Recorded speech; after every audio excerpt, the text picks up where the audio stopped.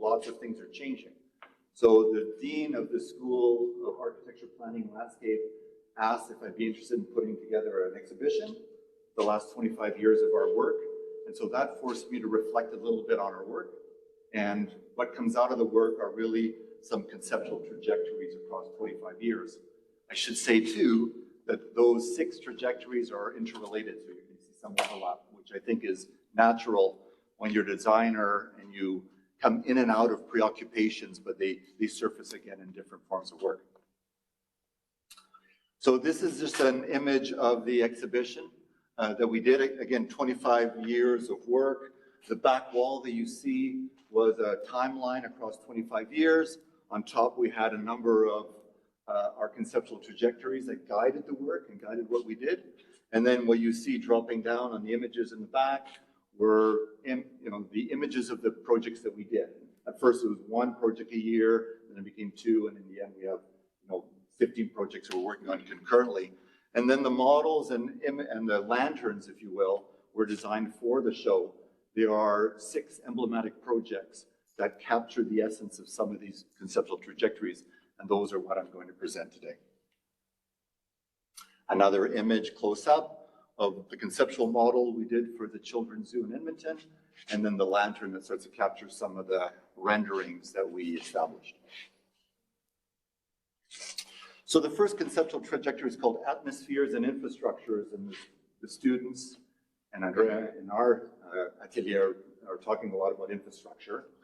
And in some ways, this idea or thought process was in reaction to some architectural work and design work that's based on linguistic traditions, so based on iconography or signs and symbols.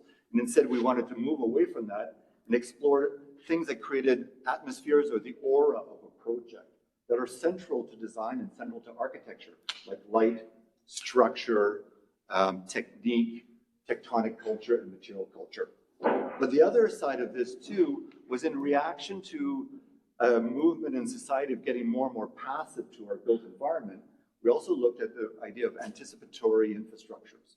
So how do you create space so that space sets the stage for human activity, as opposed to people come in and everything is set for them. So the idea of the unfinished project was part of that overall idea. The image that you see in the back are Donald Judd's cubes. Donald Judd is famous for creating very, very abstract, highly intellectual pieces that speak only about the technique and the materiality of those. So you can see the 4 cubes.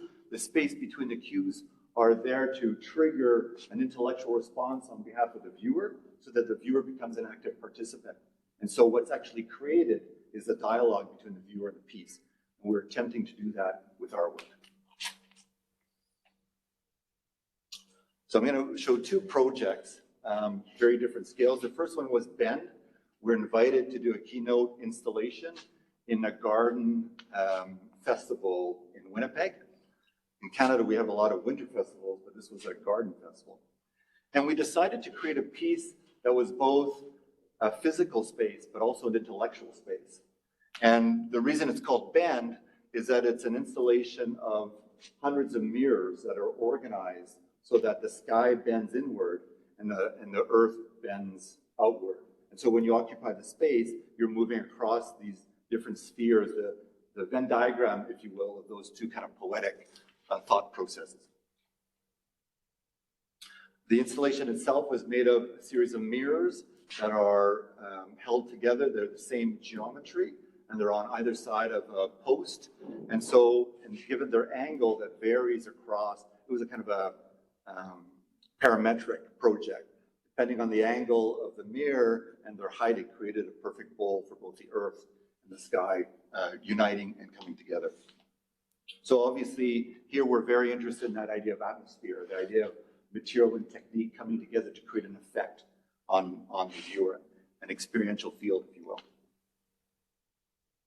You can see here simultaneously in this image, you're getting both the sky bending down and the earth bending up, and the 2 viewers are captured within that particular space. I will say, with not too much seriousness, it's also a very good place to get a tan. So, if you're thinking about that. It's a tough audience, eh? Okay.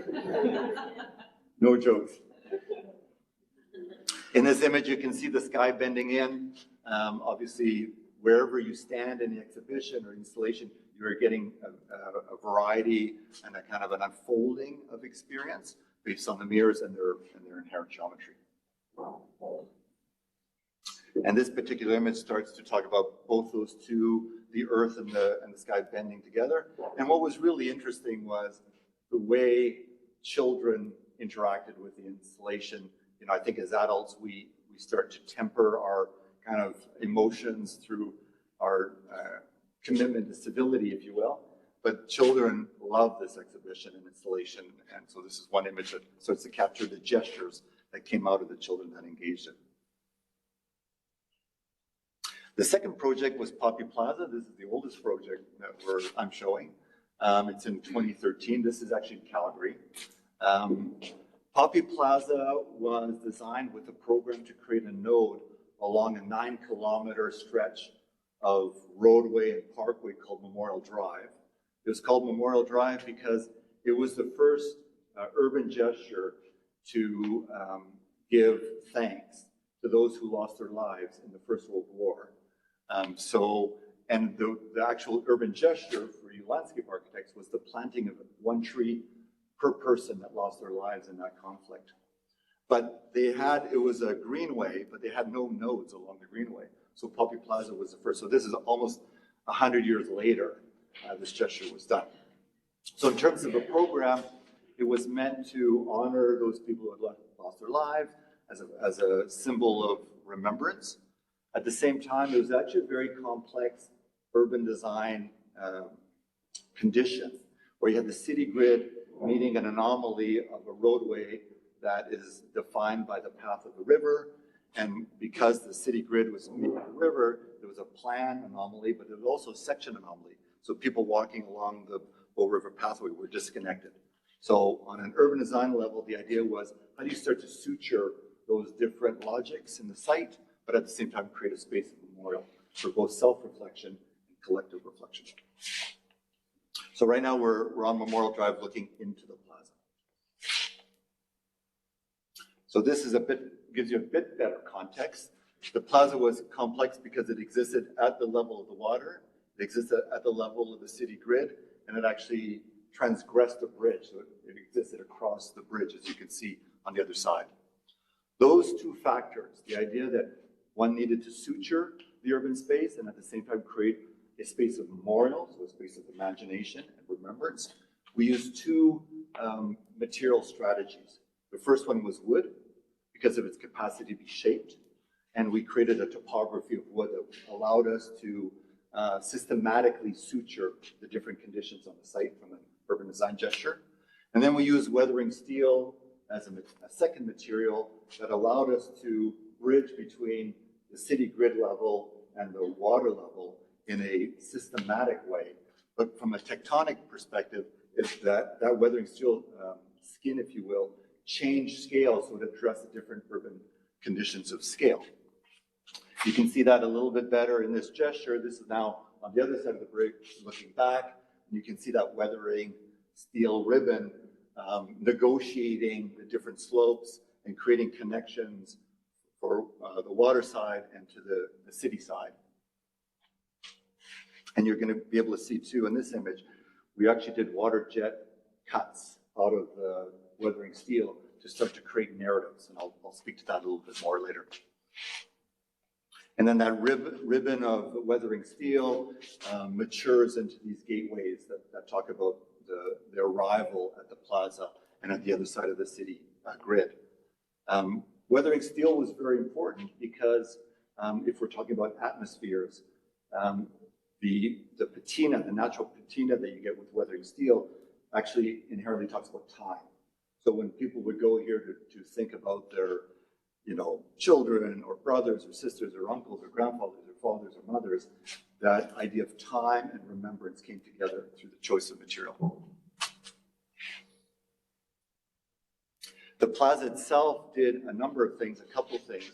It created spaces for individual reflection, but also spaces for collective reflection. So during our Remembrance Day on November 11th, there's places for people to come together and have more formal ceremonies, but there are also places for self-reflection. And then, of course, once you choose the design language of a topography, everything comes out of that. All your gestures come out of that. So the benches are in some ways, an echo of that topography, and they're detailed in a way that is of the same language as that topography. What you see here are a new bosque of trees to honor that original gesture of landscape architecture to plant trees for every fallen soldier. So this is a stand of trees. And then on the other side, this is the one remaining existing tree that became honorific, and we made it more emblematic by giving it a very special place within that overall topography. And you can see that the wood topography is lined by weathering steel, and within that are water jet cut narratives that start to speak about the larger idea of memorialization. I will confess that I'm missing a few slides, but that was just in a rush to put things together. The narratives that are water jet cut are narratives that are very inclusive. One of the challenges that we face as designers is how do we create memorials to an event of the past, but not duplicate, in some ways, the errors of the past of talking about a singular person, usually male, somebody on a equestrian statue or something like that. So the inherent, the most obvious narratives came from a general or your prime minister. But in this case, we worked very, very hard to positively reflect the fact that any conflicts of this nature, everybody gets affected. And if you're going to, so how do we embody that inclusivity? So we found quotes from mothers and daughters and aunts and uncles and fathers and and the generals as well. But it painted a more inclusive picture of what conflict was and the sacrifices that come with that kind of conflict. So what you're seeing here at night are the water jet cut narratives, but you're also seeing a staircase. Now that staircase was part of that active infrastructure setting the stage. As you move from the datum established by the city grid onto towards the water level, you move across these narratives. As you descend the staircase, they're designed that frame a view across the river to a totemic element there that we designed with a light.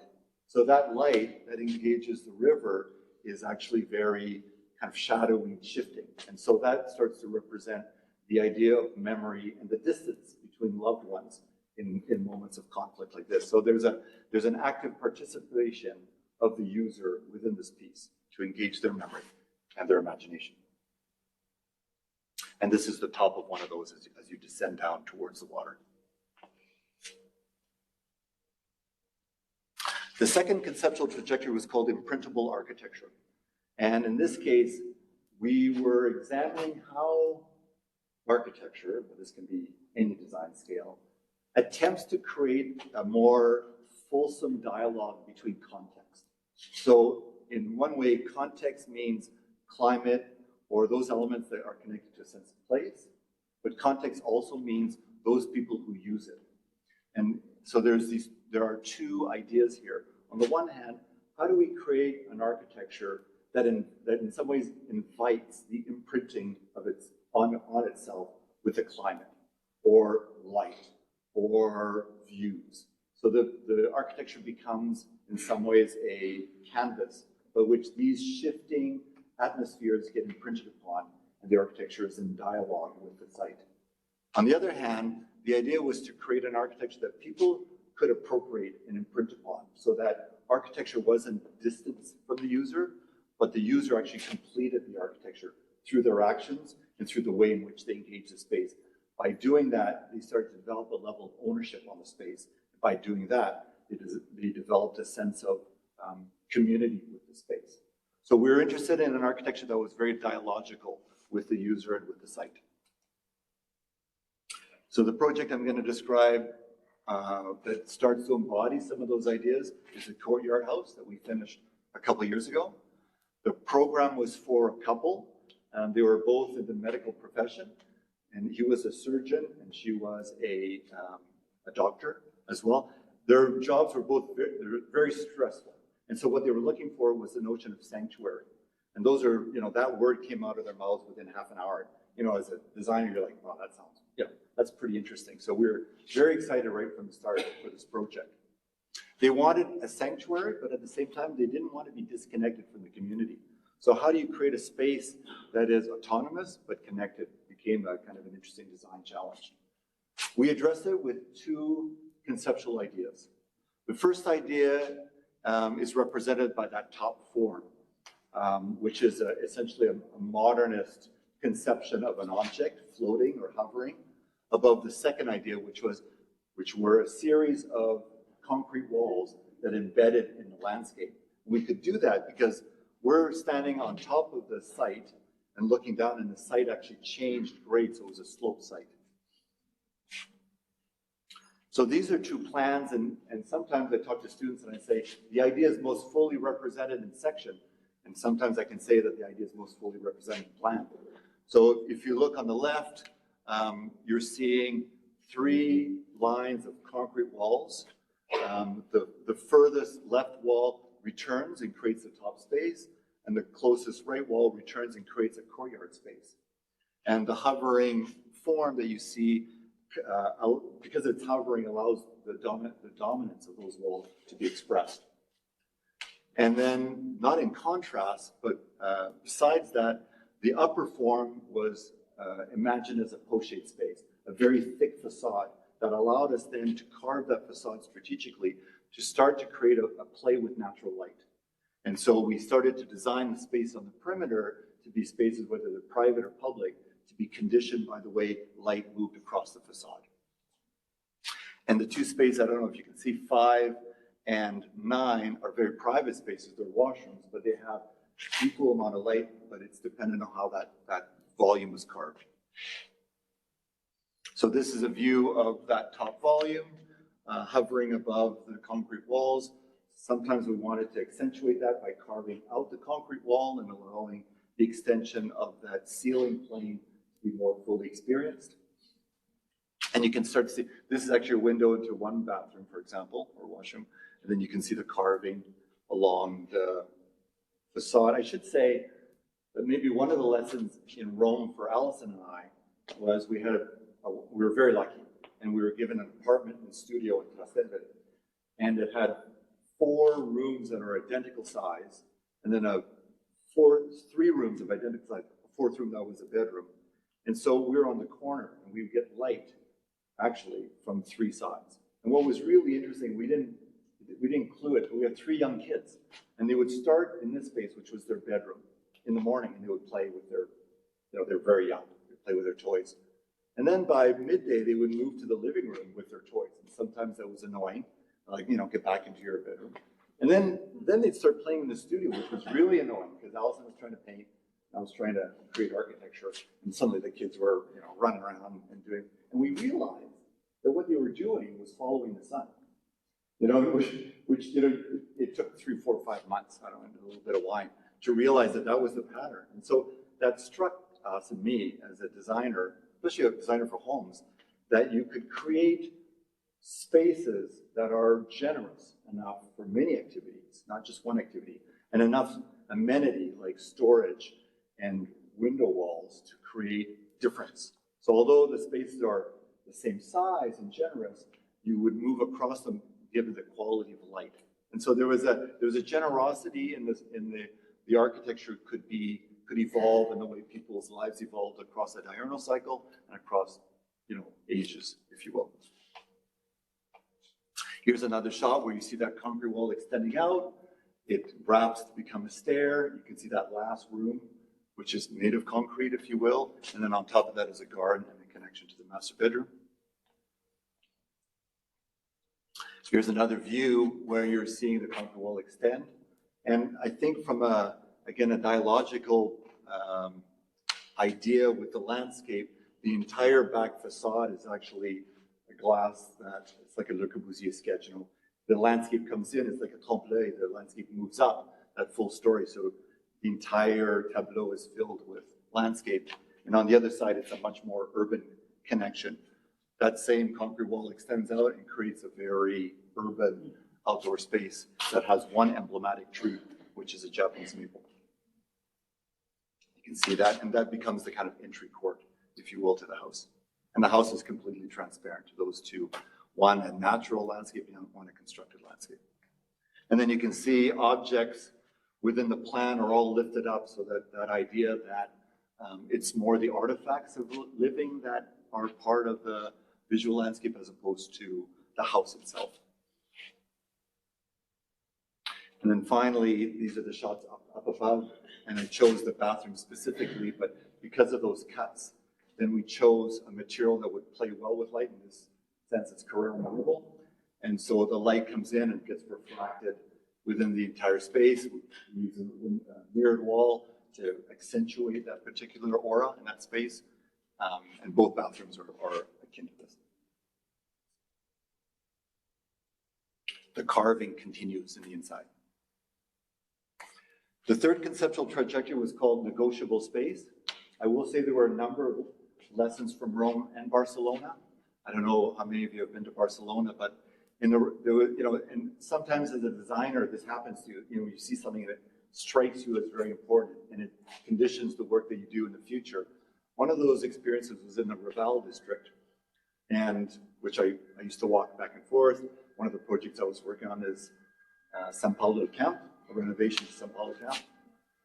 And all of a sudden, and you get doors, those metal doors that people close their shops with, right? And so usually when I walked in this area, they were closed in the morning, but once I was walking at night, and all those doors were open. And right where the door opens was the bar. And so the bartender was behind the bar, and the people were on the other side, standing on the sidewalk, accepting drinks. And I thought, that would never happen in Canada. But what a remarkable use of the sidewalk, which was the bar. So people were holding drinks on the sidewalk. You had to kind of walk around them. And I thought, as a Canadian, maybe as a North American, we would never fold functions that way. Like, that just would never happen. So that was happening in the Raval district, and it struck me that in North America, we have such a monofunctional way of thinking about things, very suburban. And so one of the aspects of negotiable space is to undo those monofunctional and look for layering of functions to create serendipity, to create a little friction. Friction is important because then we're negotiating between people. And through negotiation, we become a community as opposed to individuals. And again, this notion of infrastructure resurfacing, giving people thinking your designs are unfinished and allowing them to finish cultivates ownership and creates active participants as opposed to passive users. And that was very important. And I did see that in Trastevere, right, where people are sitting on the street, having lunch. So this image is actually from Hermann Hertzberger. I don't know if you can see it, but there's two women having lunch between two parked cars. So you can start to see, if you were to diagram that as a student, the restaurant function is here, it expands onto the sidewalk, the tables are on the street. So suddenly, with that kind of layering, we're able as designers to domesticate the vehicle, to make the vehicle more complicit with the pedestrian. And we can start to weave pedestrian experiences in the city to be more complex, more interesting. In this case, for sure, an aroma, right? So there's that wonderful idea of a negotiable space that now we start to study in our work. This is a project that was never built. It was for a scholar at the University of Calgary. His research was on Center for Global Community. And he was searching for, he saw a need in our global world with all these conflicts that are happening to have a series of these centers, one of which would be in Calgary. And he would bring together parties that were in disagreement and put them in the same room, essentially was the simple idea. When we were given the commission for this, I'm not exactly sure what's happening here, but when we were given the commission for this, we thought, well, we could design a space, and in that space could be the rooms where people come together. Or we could design a structure that would be emblematic of that idea of suturing ideas and suturing ideologies. And so we chose a site for a particular reason. This site, which is, I know you can't see, the main railway runs along it and through it. Because of the presence of the railway, it discourages a lot of conventional development. For us, that railway became a infrastructure that we wanted to transgress because that infrastructure separated the city. So it became symbolic of how people build walls between them, and we wanted to transgress that wall. So what you see here, and actually this, you don't read it the right way, actually, the first row, and then it's not like Western tradition. So the railway existed as this red line. Our first urban gesture was to cut underneath the railway and to create a connection between those two urban realms where connection didn't occur. Our second gesture was to create a public park that accessed on top of the railway and below the railway, and then to allow that to become a 24-hour street. In other words, you could occupy this space all times, even when the building was closed. And then there was another layer around an interior corridor, and then finally, two programmatic anchors, one a cinema and one a performing arts space that opened into the building, but also opened to the resultant public space on the outside. And then the last gesture was a canopy that enclosed it all. So this is a maquette that shows that the cut in the earth that creates connection, the ramp spaces that create an urban street, if you will, a 24-hour open urban street through the project, the zinc canopy that covers everything as a gesture of community. Below that canopy in the urban zone is a covered public space, so that if you're showing films, you can show it to the public for free. Or if you're having performances on the other side, they can be for free as well. So we created in some ways an infrastructure that was about bringing people together through the bringing together of geographic space as well.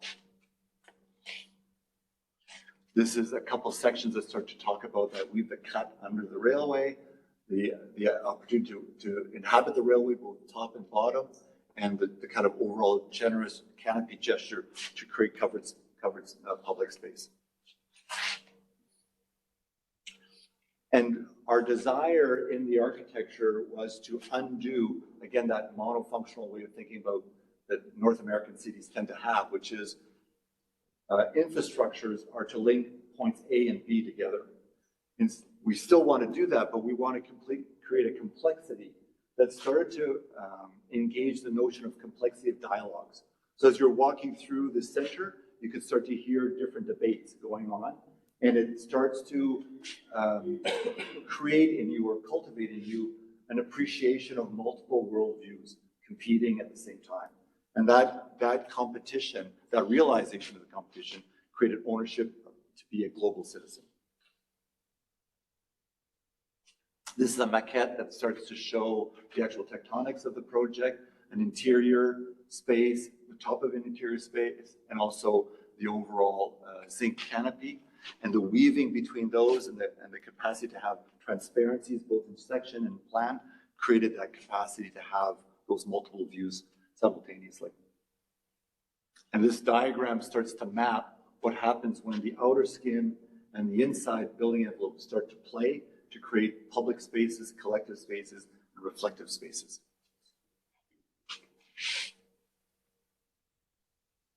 And these are two renderings that we did that were very abstract to try to show that simultaneity of spaces within the center itself. And that's a maquette backlit with the kind of urban space, connected urban space illuminated.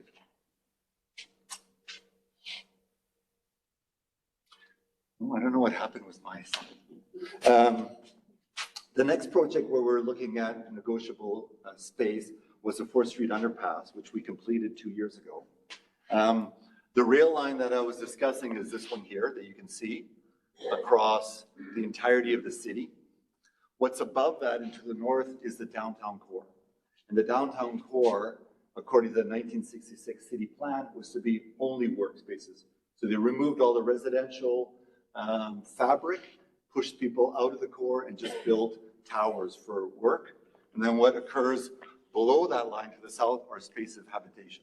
So what you see happening in the morning is you get this huge movement of people to the north, and then at 6 o'clock there's a huge migration of people to the south.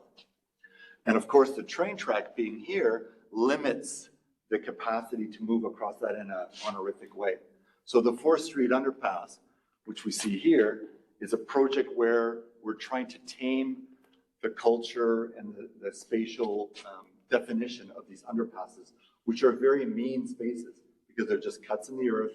There's no fabric to animate, and the sidewalks are very narrow. What we witness when people walk through them is they become almost robotic. You know, they kind of lose their humanness and they become more like machines. And these are some of the comments that we received from the stakeholders about the quality of those spaces. It's actually 2 full blocks long, so it's actually a very, very long space. And once you enter it and disconnect from the city, it's a very dangerous space, really. So there are sidewalks on either side, and then just this slot, and it goes under train tracks and 2 roads. So here we use Calvino's Invisible Cities like a quote to talk about the nature of the city as a space of conversation, right? This complex exchange of ideas and emotions that is the city. But the cut in the earth, the underpass, was really a space of removal. So our project became, how do we instill a new space of conversation conceptually?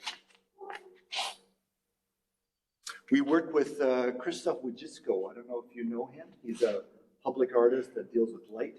He's a Polish Canadian and he teaches at Harvard. Oh, anyway, it's a good Google. But he works with light. And in this case, we brought him in the team. It was a collaboration.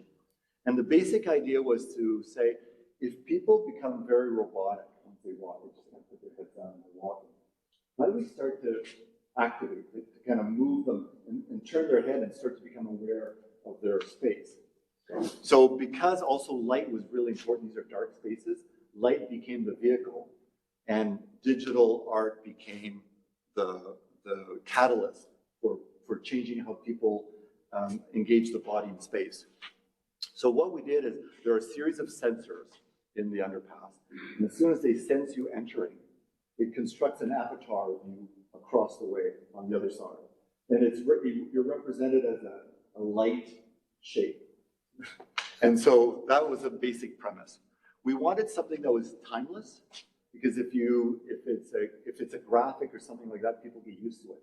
So because the art was actually the presence of the human body in space, it was always different, right? Depending on if there's hundreds of people in there or 5 people, but it started to move your body and it started to move your head and create a different consciousness of body and space. We also, because it's a cut in the earth, we created a platform that you walked on, like a grate. So that as soon as you walked on that platform, you became much more aware of your body and space and you became an actor. And so there was more of a consciousness around the space, where there was an unconsciousness in the space before. So this complex diagram that you can't read at all is really about that idea of transferring your body in space as an avatar and what that means. To do that, we created a thickened skin, if you will, along the concrete. There was a digital skin of LEDs that was programmable, and then a diffuse glass that changed the light and made it more complex. And then a series of fins, aluminum fins that protected the glass, because when you deal with urban infrastructure, there's a lot of vandalism. This was our second project, though, we learned. But it also did something very interesting perceptually.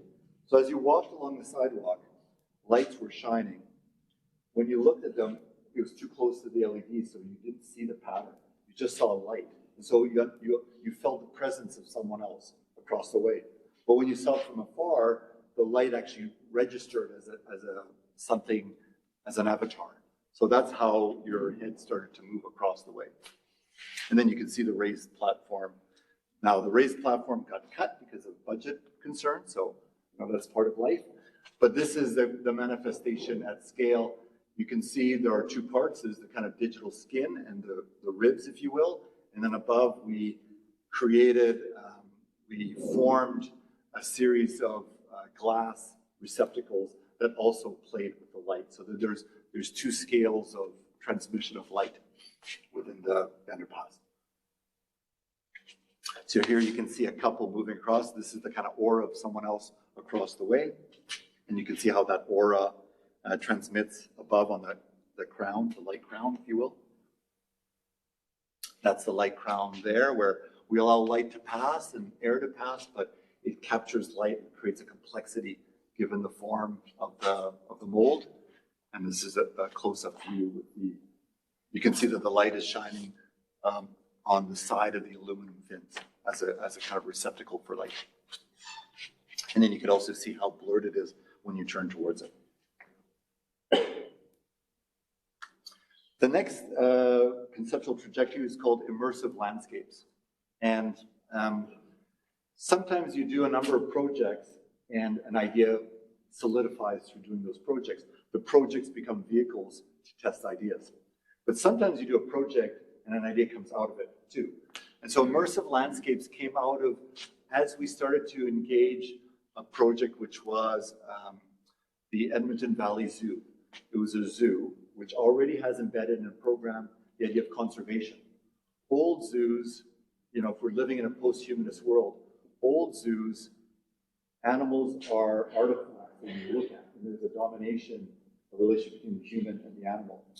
New zoos are attempting conservation practices, and so they explore the idea of immersion. So immersion means that instead of the animal being here in a habitat that we created like a petri dish, the animal is eye to eye, and we're actually stepping into their ecology. And so as we understand the animal, we understand the world around them or their world. So we're actually stepping out of our world into their world. And so the idea with an immersive landscape then is that we're erasing the boundaries, the conventional boundaries between ecologies, if you will, and we're immersing ourselves in the ecology of another. That ecology can be natural, like in the case with the Edmonton Valley Zoo, but it could be social and cultural. And so as designers of space, this became a guiding light for us. So as I said, it's a children's zoo in Edmonton. We inherited a whole 7 buildings. Well, we designed 7 buildings, but it was a realm of pavilions with animals in it, and it was based on Storyland. So it had Humpty Dumpty and all these kind of weird children's figures. We removed all those, and instead we created a relationship between the viewer and the animal that was eye to eye.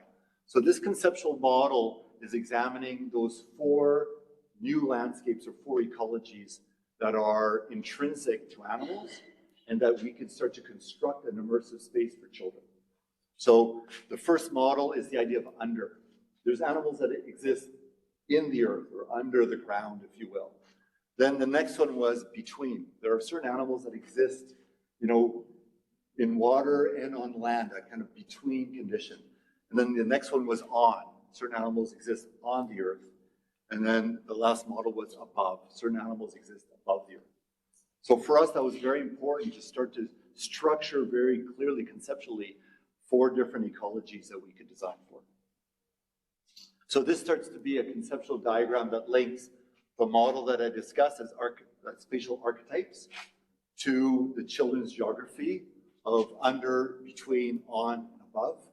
And then experiential touchstones, so like the cenote, you know, that underground space where you're getting light from above only, or you know, a kind of river valley that you're existing on the land, but also the water is important, or on the earth is clear, and then the idea of being above the earth, right, in the tree canopy. And then the zoo already had these collection of animals that we could then sort based on how they existed in the world. And that became our program, if you will, our conceptual program and our program for immersion. After we did that conceptual model, so this was, let's just say, conceptual space, poetic space. We translated that into design development. So this was a tectonic model where we started to translate what is under in architectural or spatial terms that we could build. So we looked at concrete facets. We looked at board form concrete. So we were making choices that designers have to make to create immersive spaces around a poetic idea. So this model is one idea that moves from under to between to on and then finally above. And those became the kind of tectonic and material culture touchstones for the development of the projects. As I said, the project started in about 2009. We did a full master plan, and we've only built 2 projects, but we designed 7 projects. I'm just going to describe the above and show you one project that we finished. One of the things that we understood when we knew we were doing a children's zoo is how do you communicate to children about the importance of the zoo, the importance of conservation practices, right? So as an adult, you can read, you can say, well, there's only 3 pandas left, and that's really important, let's do the right thing. The children don't understand that. They don't relate to that. So we created parallel play experiences that we called Children Learn Through Doing. And so in the underground, for example, you descended into the earth, the light started to come from above, the children could kind of crawl up and go eye to eye with the red fox, in their den.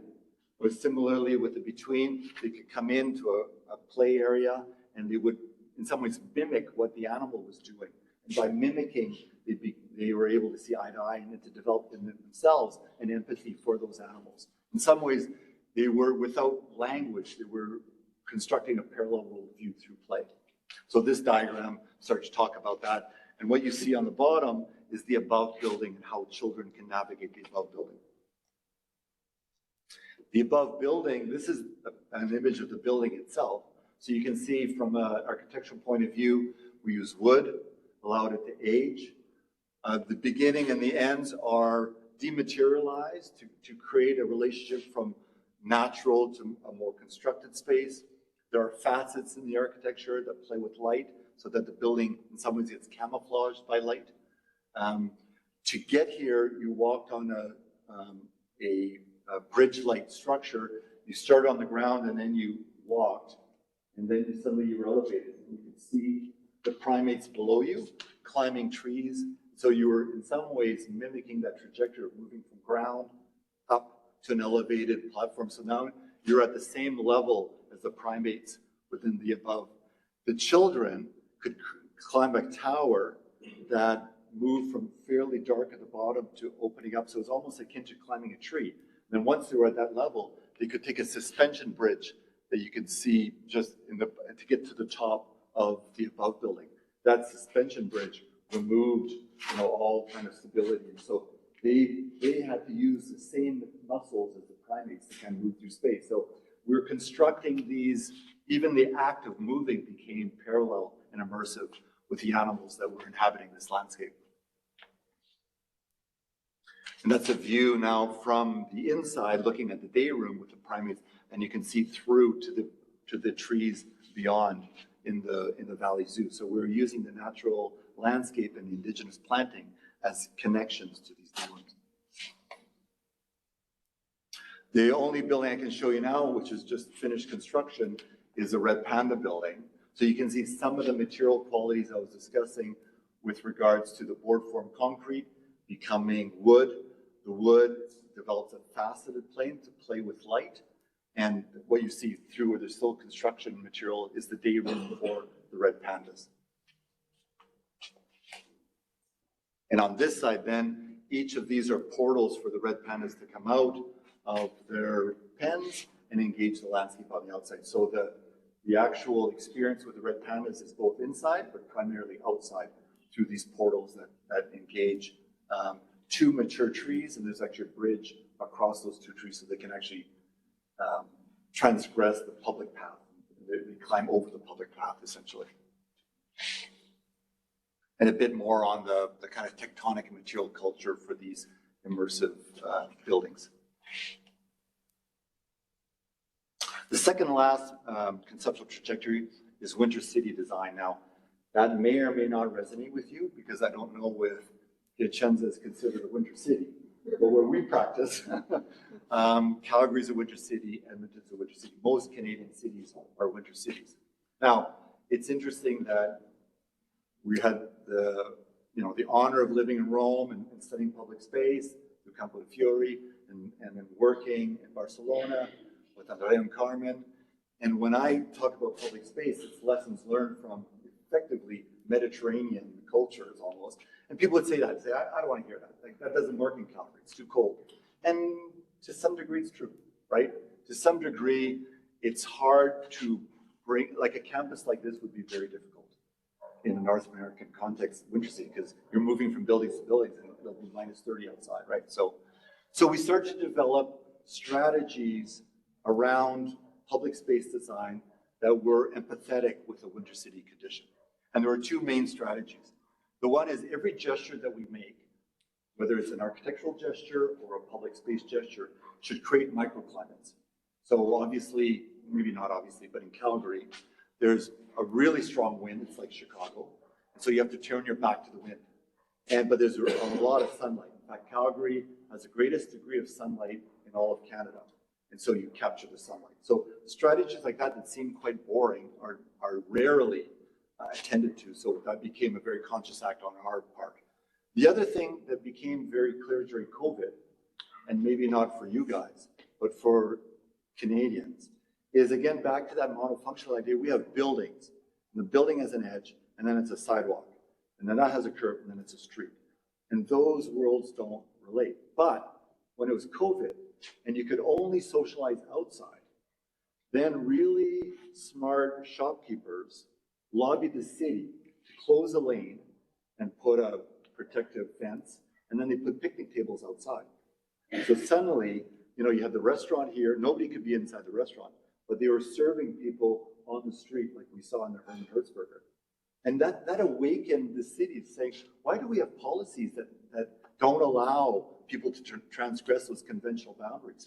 And so the second idea is that in a winter city, the boundary between inside space and outside space should have an expanded threshold. So you can occupy a multiplicity of spaces between those realms. So when it's warm, you gravitate out. And when it starts cooling in, you can start to gravitate inside. But that's choice. And that starts to allow us to domesticate the winter and take ownership on it. The image that you see at the back that's not very clear is Nuit Blanche is a festival that we have in Canada, and maybe you do too, but it celebrates the night. And particularly Nuit Blanche is during the winter. So that's people's breath that they're illuminating with a flashlight. And it sounds very trivial, and maybe it is, but the point is we're starting to look at festivals that celebrate winter and not just people going to Florida or Los Angeles, I don't know what the song is, but, escaping winter. So the project I'm going to look at is Centennial Plaza. We're actually building it right now, and I'll show you some construction images. But this is a great image for Canadians. Canada's centennial was 1967. That's how old we are. So we started in 1867, and we celebrate 100 years in 1967. So there were a number of federal projects all over Canada to celebrate the centennial. This was the one in Edmonton. The federal government sponsored a new library, like a central library. And then, as all good Canadians would do, in North America, there's actually a parking lot below it. So the plaza that you see here, and the trees are fake, by the way. The plaza that you see here is just the top of the parkade. And the two pavilions that you see are access to the parkade. And then there's a vehicular access there, and then he built a subsequent vehicular access on this face. So it was absolutely flat, made out of concrete. Because it was on top of a parkade, there was no chance for any landscaping. It was just a brutalist, literally a brutalist piece of architecture, which I actually like, but in this case, it was a very poor space. As all good urban designers, we start with an analysis of the space. So the top is the space as it exists. As I said, there are 4 pavilions. You can see those as represented rectangles. And then this is what we attempted to do. So we analyzed and made an argument for creating a new topography on the plaza. The new topography had to have a sectional depth so that we could have enough earth to start to introduce soft landscaping as well.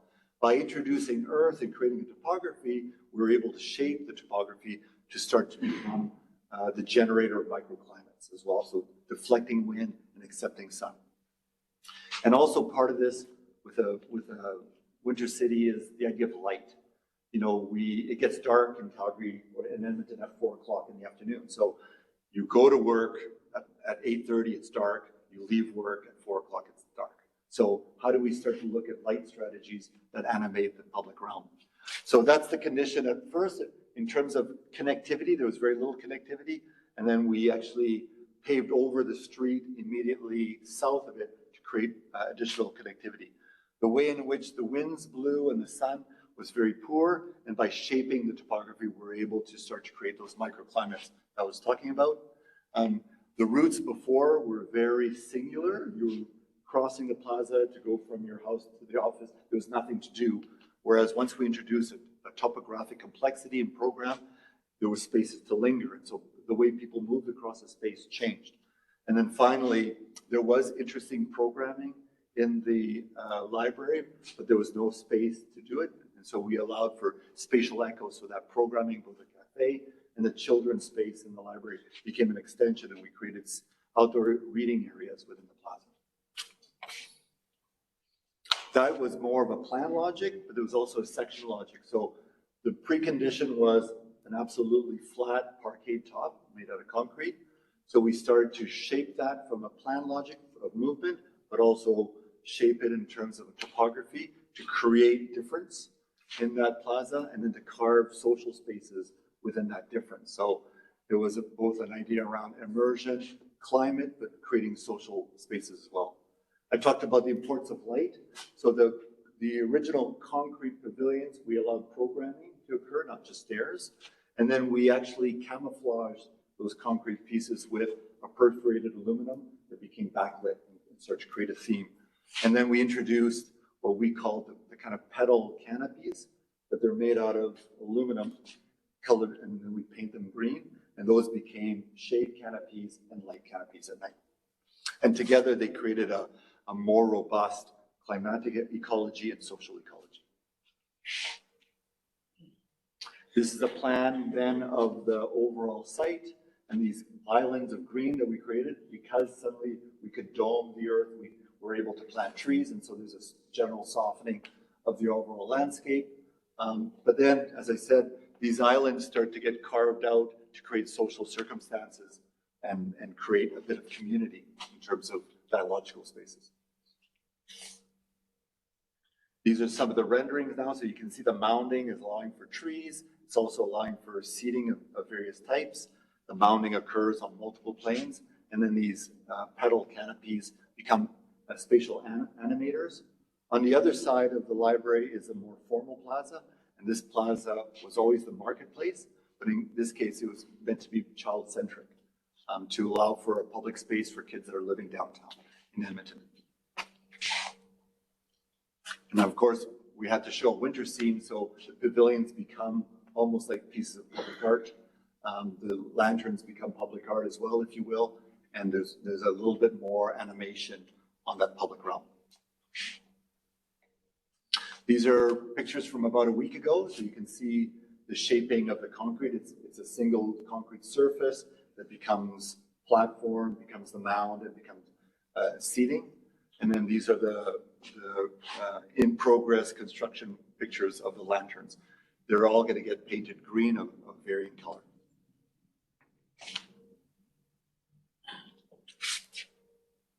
And these are a friend of mine, Tony, who's really good at renderings, and he was creating very personal projections of how people would engage the space itself.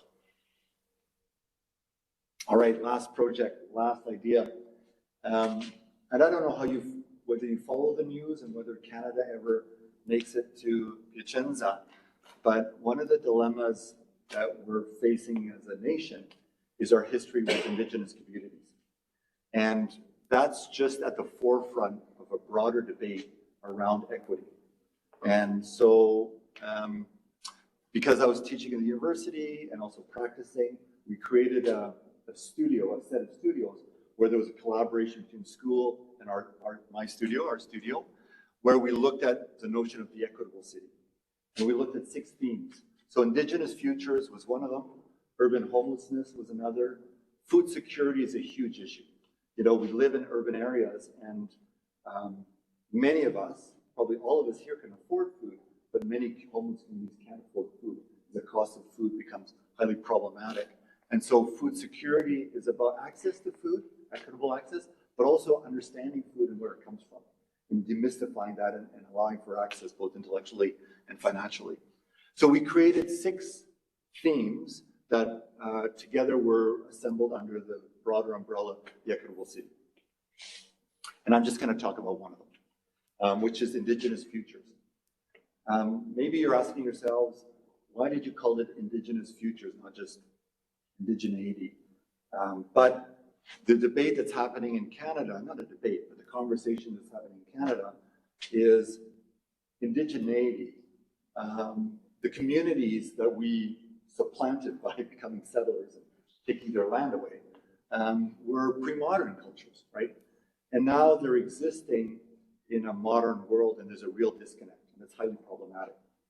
So when we consider and contemplate indigeneity, we can reflect on a past that is almost unattainable because of the density, population, and the way they engage the landscape. But we can learn from Indigenous communities about things like they were the first post-humanists. They understood themselves to be part of a larger ecology, and actually not the dominant player in the world, but actually the least dominant player. The beaver was more important, or the bear was more important. So that's an interesting lesson. They always had a very strong connection to the landscape. And when they engaged the landscape and when they made their world, they constructed their world, there was always a very refined optimization. Like design was very optimized. And so I'll use the example of the birch bark canoe. The ribs of the birch bark canoe are made with just the right size of wood, so there's no wasting of wood. And then, of course, they use the bark itself of the birch tree to create the cladding, and then finally they use the sap to weave the seams. So the canoe itself, its shape, its tectonic gesture, its construction are all fully optimized, and we can all learn about that. So we decided to call it Indigenous Futures, so that it was responding to the past, it was acknowledging a current dilemma, but it was really propagating a future that everybody could learn from, as opposed to simply the Indigenous community. So there's a bit of a play on words on that. This graphic was done by an Indigenous student in my studio, where he's measuring acts of erasure. So the Canadian government systematically erased Indigenous culture. They took the kids away, they educated the kids, they didn't allow them to use their native language, et cetera, et cetera. But he also mapped acts of resiliency, like how communities fought back and attempted to gain back their autonomy. So that was one mapping that he did. He also mapped at how land, because we cultivated and shaped it, became exclusionary for Indigenous communities. And Indigenous communities are fundamentally connected to the land. So that's an interesting debate too. And this just maps how land ownership and development became exclusionary for Indigenous communities. So now I'm going to talk a little bit about the design process, again, led by an Indigenous student. The first drawing is the site, if you will, which is immediately adjacent to the federal government building, which was important. But the site was connected to what is ostensibly the strongest, most legible natural gesture in the city, which is the river valley. And so the first gesture then was to remove the grid, which was a Cartesian grid, which talked about the settlement logics and money and real estate, and to bring the natural into the city. That was the kind of first gesture. And that gesture, you can see the kind of tan line, became the first floor plate as a shape. So we're talking about a radical connection to nature, and that nature defines the architecture in terms of use. You can see the two ceremonial circles. Those are the locus of where wisdom comes to be distributed and deployed in the community. So there's one outside under a large canopy and one inside the building. These are way too small, I know, but there were some studies trying to understand, again, climatic impact on the building, and then how the shape of the building can become conversant with that climatic phenomena. So you can see the parkway coming in and defining the first floor. You can see a general shape that relates to ceremonial circles and sun. Then there's an overall wood skin that's put on, that's lifted to allow for a radical transparency between nature and the inside. And then the floor plates all became bridges to hold the diagrid together, but to not have spatial dividers, or to minimize the amount of spatial dividers, so that the community, the building as a community, was also the community in and of itself, symbolic of the community. These 6 themes became a traveling exhibition. So we designed these crates that folded up, and when they unfolded, they were the exhibition. So this is just a photograph of the model that we made. I should say that the model, the overall wood skin, reached back and looked at the design of the canoe, right? So wood and its optimization in terms of engineering. So this is an engineered wood, like glue lamps, was created to speak about the future, the way in which ideas that were indigenous could become future-seeking. And so this is a diagrid with wood. We engineered wood, so it's as high-tech as you can come with wood structures. And it's a double skin strategy. You can see too that the first floor plate lifts up and you can look under it, and it becomes the kind of social space connected to the ceremonial circle. There's exhibition levels along that, and it's also platforms for conversation. This is the view on the outside. The first ceremonial circle is below that roof, and you can see the second skin. The second skin is breathable, so it becomes tuned. So as you walk by this building, you see the building metaphorically breathing as the weather gets warmer or cooler. So it becomes almost like a form of biomimicry. That's the space inside, so you can see the ceremonial circle. Here's a birch bark canoe, so you can start to see the tectonic relationships between that as an artifact and the building as a construction. As I said, the spaces above are actually more like bridges that link the overall diagrid, so that there are spaces of production, radio spaces, creative spaces, maker spaces, then an exhibition space that's integrated with the circle. So every act of the community becomes in dialogue with the other acts, so that together they form a singular community of activities. That's a view of the outside, with that second skin opening up and breathing. And that's the end. Thank you very much.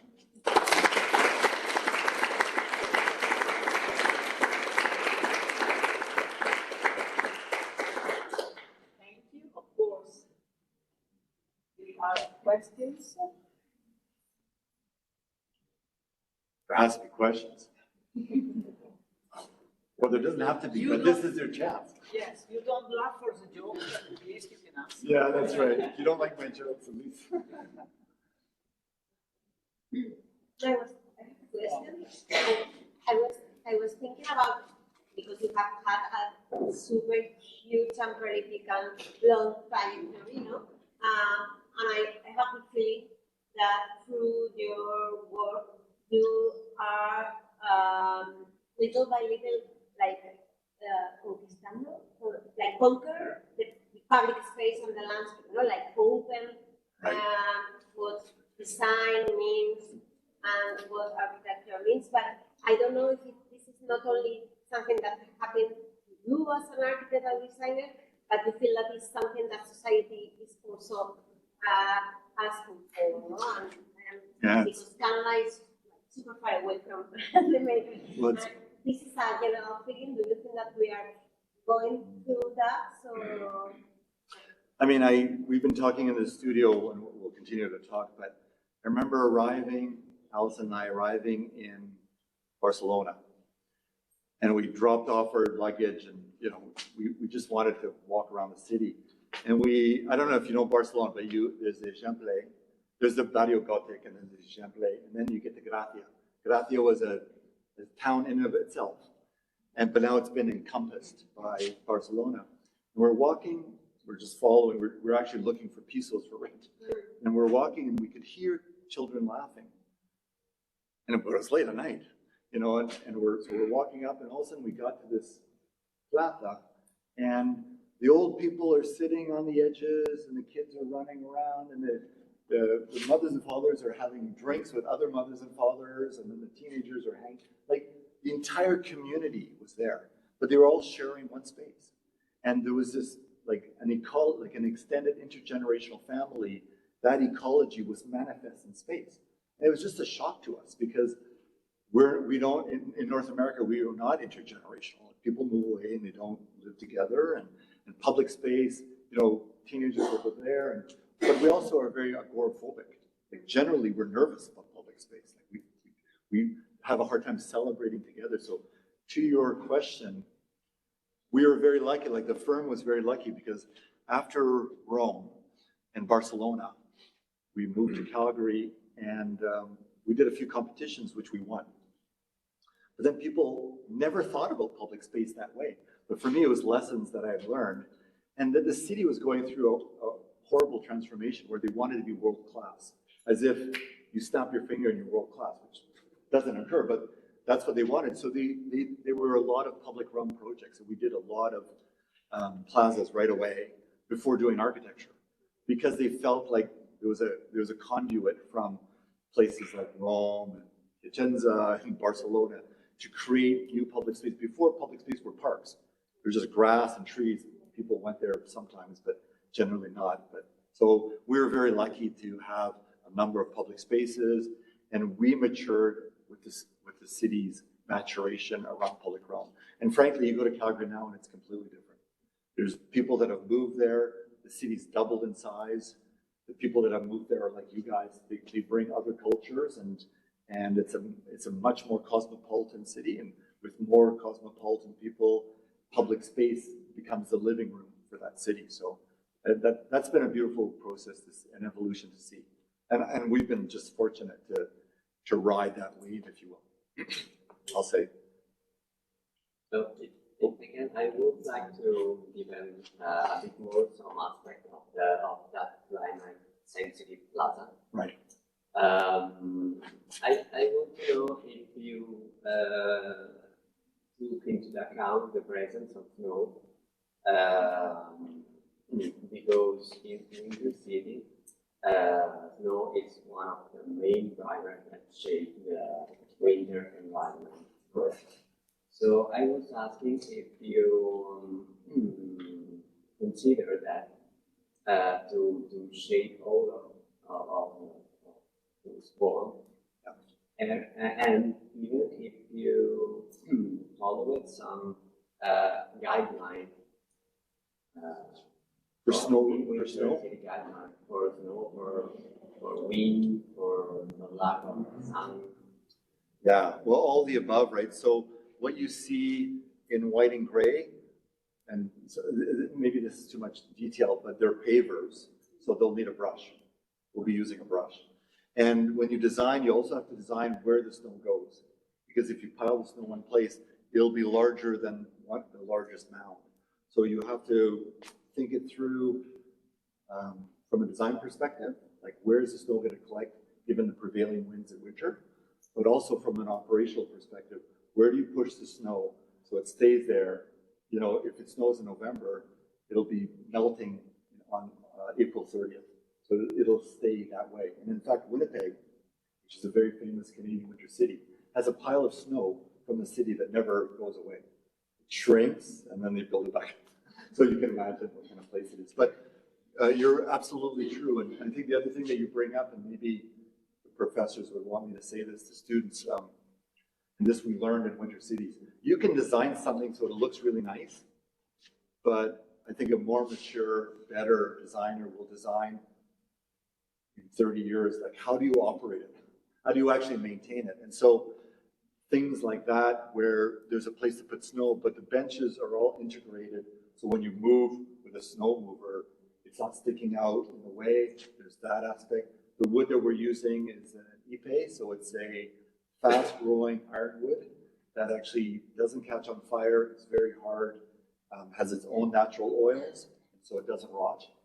You know, we're using primarily aluminum because although it's not super great for the environment right off the bat, it lasts forever. And so it doesn't need any upkeep. So you can reuse it in that sense. So these are, you know, we're making those kinds of strategies. We're using LED lights, which is not a big deal anymore, but the way they're integrated has to be replaceable and not vandalized, because we learned by doing public space that, I don't know if it happens here, but in North America, people test the robustness of the systems. And I mean, it broke my heart moving to Barcelona and following all my heroes because they had built all those Olympic projects. And some of them were put in communities that rejected them. And they were completely vandalized. Like, there was nothing like, I'm going as a young student, actually an older student, but I was going there as a student and they were completely vandalized. And so, you know, I think, to your point, designing for how it's going to be used and how it's going to be operated is more important than designing it for photography. For sure. Was that two students? I would like to ask you about this project. Are you in my atelier? Good. But if you come here, maybe we record you because you are recording correctly. And the microphone is there. May you come here? You are shy. Our first student.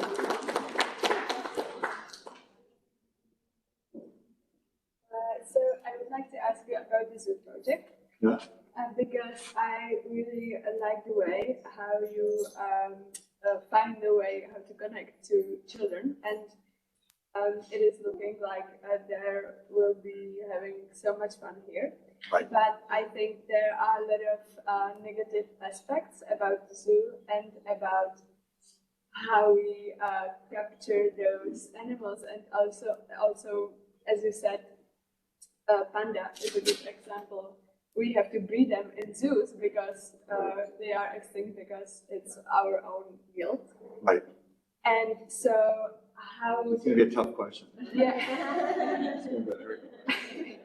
Yeah, so how is there some way that you are telling the kids that of those negative aspects? Right. So it's a great question, right? It's the inherent dilemma of zoos. That is that if you, so there are two circumstances that you have zoos. So if you have zoos, arguably you've taken those animals away from their natural ecology. And, you know, if, like, there's no gazelle here, but if there was a gazelle, I mean, I don't know what the range of gazelles are. It might be thousands of kilometers, right? And yet you've got it in an area that's the size of this room. So that's a real problematic. The opposite is that we don't have zoos and spaces that teach about conservation, and we get further and further disconnected from the world. You know, and I don't want to get into a big diatribe about the virtual and the real and what's authentic and what's real, or, you know, but even food security. I mean, one of the issues with food security is people don't even know where that piece of meat is from. They don't know what that piece of meat went through, but also the amount of energy it takes to have a steak on your plate at lunch, right? So that disconnect is highly symptomatic of our current society. So if we weren't having zoos, I think that would exacerbate that symptom. I think contemporary zoos try to address your challenge by saying there was a time when they were capturing the animals from the wild. Now, generally, there's a breeding program. That's, you know, is that a good thing? I mean, I guess we kind of do that with our kids to some degree, right? You know, I think there are challenges for sure. I'm not going to pretend, I'm not going to cover it because we had debates in the office. I know the zoo has a debate. Like, the new zoo, if you will, is way more empathetic, if you will, to the ecologies that sustain the animals themselves. It's not just about an animal as if you put it on a concrete table, right? But there are still problems. Like, those animals will never experience, you know, what they were really meant to experience. At the same time, so that's a loss, right? We can agree that's a loss. I think the gain is that zoos are now not about these artifacts that someone's collected. As if I'm an English gentleman and I'm collecting artifacts from Egypt and Persia, right? You know, I put it in the British Museum. The narrative, the interpretive narrative, so I mean, that's the interesting thing. We design more landscape than building, right? Because the interpretive narrative is embedded in the whole experience, is about conservation. But then you have the dilemma of children, right? Again, as I said here, I can say, well, there's only, you know, 1,400 red pandas in existence in the wild. Kids will not know, but if you engage them through play, is our strategy, there's an empathy that's develop having a friend, like playing with a friend. So then suddenly someone says, well, there's not a lot of those friends. And you're like, oh, right? That's our argument for embedding play with it, because it is a children's zoo. And it used to be that you had a primate, and then you had like a plastic monkey doing this with a hat on, right? That was the old zoo.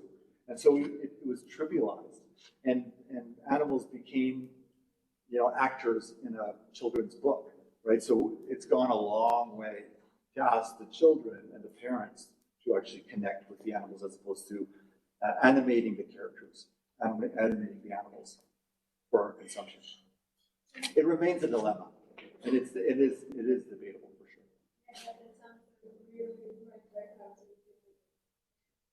Thank you.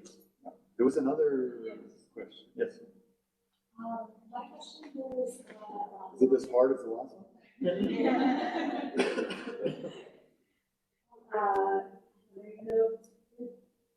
Let me try and pose this question. The last project, I was thinking about how indigenous nations are losing their language, and a lot of them are losing a lot of their languages. And along with that is the oral storytelling that goes along with the language and is tied to that. I know that in your first theme, you talked about moving away from conventional language because it's so static and written in stone and very different from oral stories. Right. So that's very interesting. I was wondering if oral stories had some sort of impact in the design process, or what's that experience like? And I didn't bring any plans. Well, the funny thing is, I always worry about a lecture going too long. And so I thought, I'm trying to make it less than an hour. And then today, Andrea said, oh, tomorrow morning's lecture is going to be very, very short, like an hour. I'm like, oh, a short lecture admittedly is an hour. No worries there. So the interesting thing about Indigenous storytelling is their stories never end. They're actually always reconstructed through the storyteller. And although there are archetypal stories, those stories that's told by an elder, for example, will have different meanings. They'll lace different meanings. So there's this fragility to the story because it doesn't end and it can be changed, but there's also a power to it because it has its own autonomy, right? And it starts to be able to be something that can be navigate and negotiate the present to a new future. So that's something very powerful. When we designed this building, I talked about there's an overall shell. That shell is in some ways emblematic of the very best wood structure design, like high tech in some ways, but very reminiscent of the birch bark canoe, right? So there's a strong relationship there, past and future. But the platforms are all meant so that as you're walking around and going to the different functions, you're always aware of the whole. And each level had a staircase that expanded. So if there was an elder at the top of the staircase coming down and a group of students, there could be a moment of pause where that storytelling could unfold. They very much wanted, again, I've used the word infrastructure too much, but that the whole interior was like small stages that I could, Sarah could pull me aside and say, next time make your lecture shorter. There were moments of mentorship that could occur because that idea of storytelling and the idea of elders, how right now there's a disconnect. They can't communicate with younger people. This project was all about, it wasn't like one must go in the classroom now. It was like informal, right? And that was the nature of how they wanted to relate, informally and continuously. So that was the basic idea of the interior as well. Oh. Manja? Yes. I think it's dinner time now. So we thank a lot, Marc, for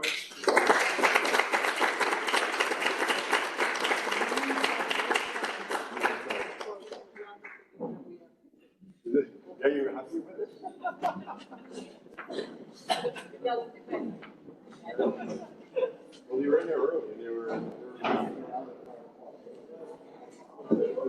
already there at 5 o'clock.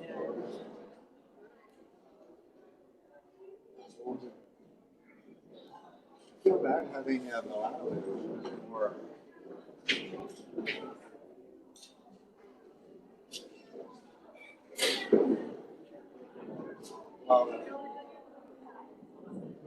Sì, sì, sì. Allora, la registrazione mi ha preso. L'hai chiusa già?